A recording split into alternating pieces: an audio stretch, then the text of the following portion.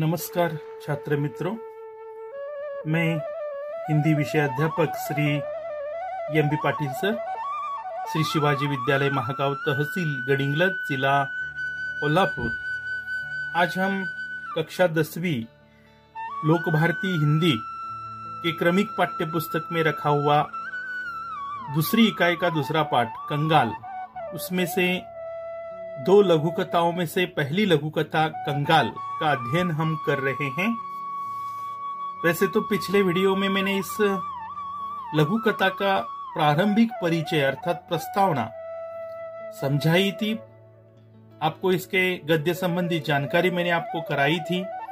तो चलिए आज हम पहली लघु कथा कंगाल का अध्ययन करेंगे। बच्चों, कंगाल का अर्थ होता है निर्धन। कंगाल शब्द का अर्थ होता है निर्धन या गरीब। तो कहा इस लघु कथा का शीर्षक कंगाल है। देखेंगे लेखक हमारी सोच को बदलने का किस प्रकार से संदेश दे रहे हैं। लेखक कह रहे कि इस वर्ष अर्थात ये लघु कथा जिस प्रसंग से चित्रित है, लिखी गई है, जिस समय की ओर लेखक इशारा कर रहे हैं नरेंद्र छाबड़ा जी, तो वे कहते कि इस वर्ष बड़ी भीषण गर्मी पड़ रही थी। भीषण का अर्थ है भयानक, बड़ी भयानक ऐसी गर्मी पड़ रही थी। दिन तो उस गर्मी के कारण दिन तो अंगारे से तप रहे थे।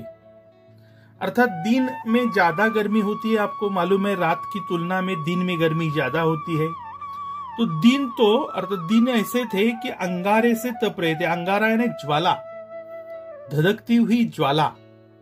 तो अंगारे से तप रहे थे। ज्वाला में जिस प्रकार की तपन होती है वैसी तपन दिन में थी, अर्थात दिन अंगारे से तप रहे थे।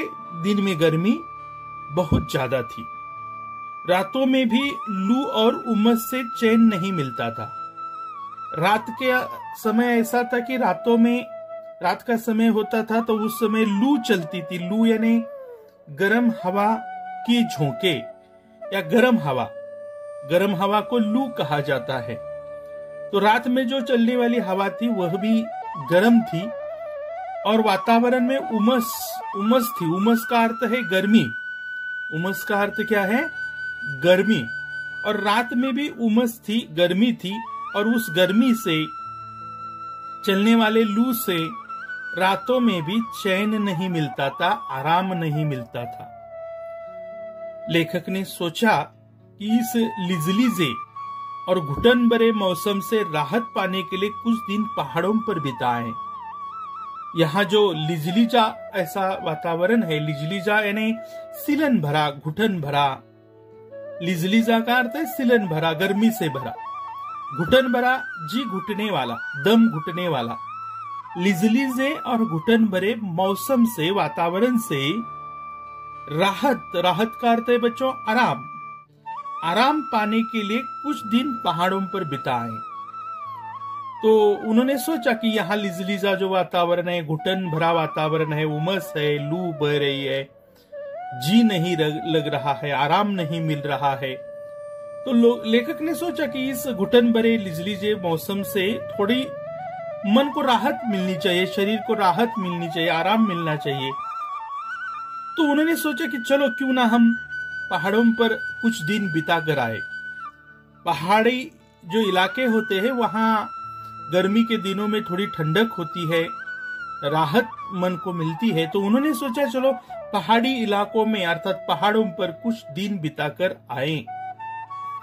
तो बच्चों यहाँ एक राहत शब्द आया, आराम। ऐसे शब्द जो होते हैं वो कृति पत्रिका के अंतर्गत पर्यायवाची शब्द लिखिए के लिए पूछे जाते हैं। राहत का अर्थ है आराम, लू का अर्थ है गर्म हवा, भीषण का अर्थ है भयानक, अंगारे का अर्थ है ज्वाला, तपन का अर्थ है गर्मी, उमस का भी अर्थ है गर्मी। तो ये आपको ये शब्दार्थ भी ध्यान में रखने हैं। आगे देखिए, पहाड़ों पर बिताकर आने का लेखक ने विचार किया कुछ दिन। अगले सप्ताह यानी 7 दिनों का समूह, मराठी में अर्थात मराठी भाषा में उसे आठवडा कहते हैं। तो अगले सप्ताह ही पर्वतीय स्थल की यात्रा पर निकल पड़े। लेखक निकल पड़े पर्वतीय स्थल की, पर्वतीय प्रदेश की यात्रा करने के लिए, सैर करने के लिए, यात्रा यानी सैर करने के लिए लेखक निकल पड़े। 2-3 दिनों में ही मन में सुकून सा महसूस होने लगा था। पर्वतीय स्थल पर जाकर लेखक ने 2 या 3 ज्यादातर बिताए होंगे, 2-3 दिन बिताए होंगे। तो 2 या 3 दिनों में ही लेखक के मन को एक शांति, सुकून यानी शांति महसूस होने लगी थी, सुकून महसूस होने लगा था। तो यहाँ शब्द युग्म आए हैं, देखो बच्चों 2-3, यह शब्द शब्द युग्म है। परिच्छेद में आए हुए शब्द युग्म ढूंढ कर लिखिए, ऐसा प्रश्न आपको पूछा जाता है। तो 2-3 यह शब्द युग्म है। सुकून सा यह भी शब्द युग्म है। शब्द युग्म पहचानने का सरल तरीका है कि 2 शब्दों के बीच में योजक चिन्ह होता है। ये जो छोटी डैश है ना, इसे विराम चिन्हों में योजक चिन्ह कहा जाता है। तो लेखक को 2-3 दिन में वहां आराम मिलने लगा पहाड़ी इलाके में। पहाड़ी इलाके में ऐसा क्या था जो मन को राहत मिलने लगी? देखो, पर्वतीय प्रदेश का प्राकृतिक सौंदर्य, प्राकृतिक सौंदर्य यानी वहां की कुदरत का, अर्थात निसर्ग कहते हैं हिंदी में प्रकृति को। प्रकृति का वहां का सौंदर्य, अप्रतिम निसर्ग सौंदर्य था वहां। हरे भरे पहाड़ थे वहां, पर्वतीय प्रदेश में हरे भरे पहाड़, और मन को बड़े हरे भरे पहाड़ आनंद देते हैं। और ये हरे भरे पहाड़ लेखक को लग रहा था कि गर्व से सीना ताने खड़े हैं। मानो उनको अपने आप पर गर्व है, अभिमान है कि हम यहाँ लोगों को आनंद देते। गर्व से सीना ताने खड़े थे। सीना ताने खड़े होना ये बच्चों मुहावरा है, और इस मुहावरे का अर्थ है निर्भय होकर खड़े रहना। निर्भय होकर खड़े रहना, सीना ताने खड़े रहना, निर्भय होकर खड़े रहना। वाक्य में प्रयोग भी कर सकते हो, अर्थात इसका प्रयास आप बाद में कीजिए। जैसे कि सैनिक सीमा पर सीना ताने खड़े थे, सीना ताने खड़े थे, इसे रेखांकित करना है। तो निर्भय होकर, मानो वे हरे भरे पहाड़ वहां खड़े थे, सीना तान कर खड़े थे। दीर्घता सिद्ध करते वृक्ष थे वहां, मतलब बहुत पुराने, बहुत सदियों पहले ऐसे दीर्घ, अति दीर्घ, ऐसे बड़े विशाल, ऐसे दीर्घता ने विशाल, अपनी विशालता को सिद्ध करने वाले वृक्ष थे वहां। पहाड़ों की नीरवता थी वहां। नीरवता यानी बच्चों शांतता, एकांत या शांतता। पहाड़ों में ये सबसे बड़ा अलग घटक हमें महसूस होता है कि नीरवता। जब हम शहरों में लेते रहते तो वाहनों की कर्कश आवाजें, कारखानों के कामकाजों की आवाजें और भीड़भाड़ की कोलाहल हमें सुनाई देता है, लेकिन पहाड़ों में ये नहीं होता। पहाड़ों में एक अद्भुत ऐसी शांतता होती है जो मन को बड़ा आनंद देती है, मन को प्रसन्नता और ताजगी, उल्लास देती है। तो पहाड़ों की नीरवता और उस पहाड़ों की शांतता में हल्का सा शोर करता हुआ अपना अस्तित्व सिद्ध करते हुए बहते, सिद्ध करते झरने, अर्थात उस नीरवता के कारण हल्का सा शोर करने वाले, बहते जाने वाले झरनों की भी आवाज सुनाई देती थी। झरने, पहाड़ों से निकलने वाले छोटे मोटे जल प्रवाह, अर्थात ये झरने जो थे, झरने, और ये झरने अपनी कलकल की आवाज करते हुए आगे बह रहे थे। और झरनों की कलकल की आवाज को लेखक ने यहाँ शोर कहा है, और ये झरनों का शोर मन को बड़ा आनंद दे रहा था। और ये तमाम चीजें मन बदलाव के लिए लेखक के लिए पर्याप्त थे। अपने इलाके के लिजलीजे वातावरण से, घुटन भरे वातावरण से, उमस भरे वातावरण से लेखक का मन बेचैन हुआ था। लेकिन जब पहाड़ों पर गए तो वहां के ये घटक देखकर, अर्थात कौन से घटक? प्राकृतिक सौंदर्य, हरे भरे पहाड़, साथ ही साथ विशाल वृक्ष, पहाड़ों की नीरवता, कलकल की ध्वनि करते हुए बहने वाले झरने, ये तमाम बातें लेखक के मन बदलाव के लिए पर्याप्त थे, अर्थात पर्याप्त यानी काफी थे। लेखक को वहां 2-3 दिनों में ही मन को आराम और शांति मिलने लगी। उस दिन शाम के वक्त झील किनारे में लेखक टहल रहे थे। अगर कुछ दिन पहाड़ों पर लेखक बिता रहे थे, तो उस दिन भी क्या किया लेखक ने कि कुछ दिन के लिए, अर्थात उस दिन शाम को, एक दिन शाम लेखक झील के किनारे टहल रहे थे। झील का अर्थ है बच्चों तालाब। झील का अर्थ क्या है? तालाब। पहाड़ी इलाके में एक तालाब था, उस तालाब के किनारे शाम के समय लेखक टहल रहे थे, घूम रहे थे। अचानक वहां एक भुट्टे वाला आया। भुट्टे वाला अरे भुट्टा बेचने वाला। कौन? भुट्टा बेचने वाला। और बोला, भुट्टे वाला आया और लेखक से बोला, साहब भुट्टा लेंगे? क्या कहा उसने? साहब भुट्टा लेंगे, अर्थात साहब यानी साहब, उसकी बोली भाषा में उसने साहब कहा। भुट्टा लेंगे अर्थात भुट्टा यानी आपको मालूम है कि जो आग में तपाया हुआ भुट्टा, जो आग में तपा कर देते, भुट्टा यानी मराठी में मक्याचे कणीस, कणीस, तो अर्थात भुट्टा लेंगे ऐसा उसने कहा। गरम गरम भूनकर मसाला लगाकर दूंगा। गरम गरम भूनकर, भूनकर म्हणजे आग में तपाकर, आग में तपाना मराठी मध्ये भाजणे, तो आग में तपाकर अर्थात आग में तपाकर, भूनकर, हिंदी में उसे भूनकर कहते, थोड़ा मसाला लगाकर अर्थात नमक वगैरह, चटनी वगैरह लगाकर, नमक लगाकर दूंगा।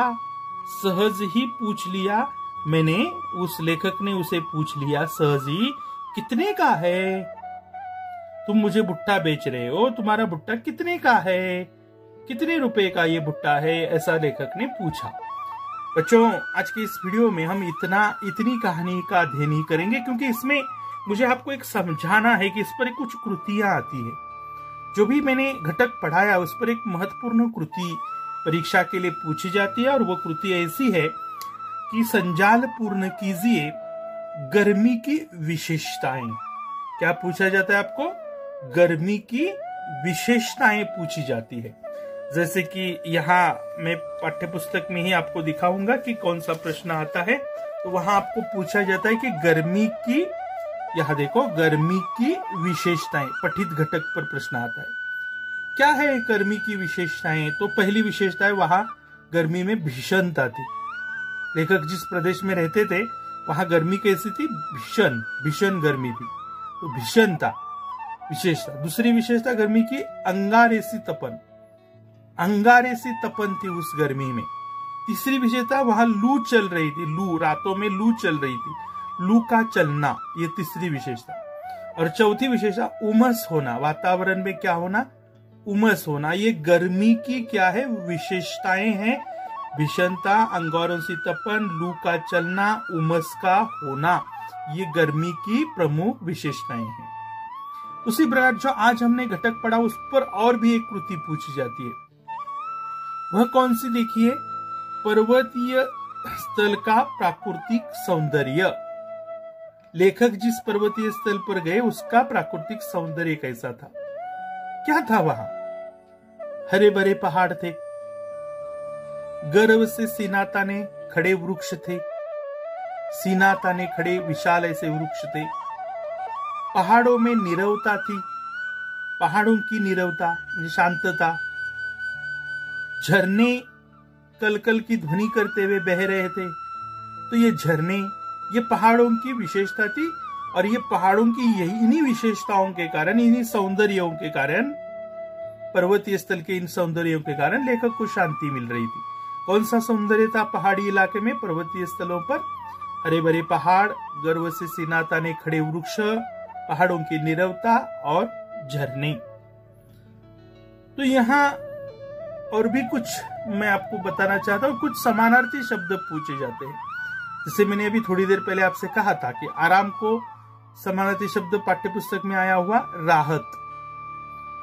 गरीब शब्द के लिए पाठ्यपुस्तक में आया हुआ शब्द कंगाल। शांति शब्द के लिए पहाड़ों में मतलब पाठ में आया हुआ शब्द सुकून। और लिजलीजा, बेढंगा यानी लिजलीजा, सिलन भरा। तो बेढंगा शब्द के लिए लिजलीजा या सिलन भरा, ये जो शब्द है, ये शब्द इस पाठ्य पुस्तक में आया है, बेढंगा यानी लिजलीजा। तो ये प्रमुख प्रश्न बच्चों आज जो हमने घटक पढ़ा है उस पर आधारित परीक्षा के लिए पूछे जाते हैं। मेरे ख्याल से आज का अध्ययन घटक आपके समझ में जरूर आया है।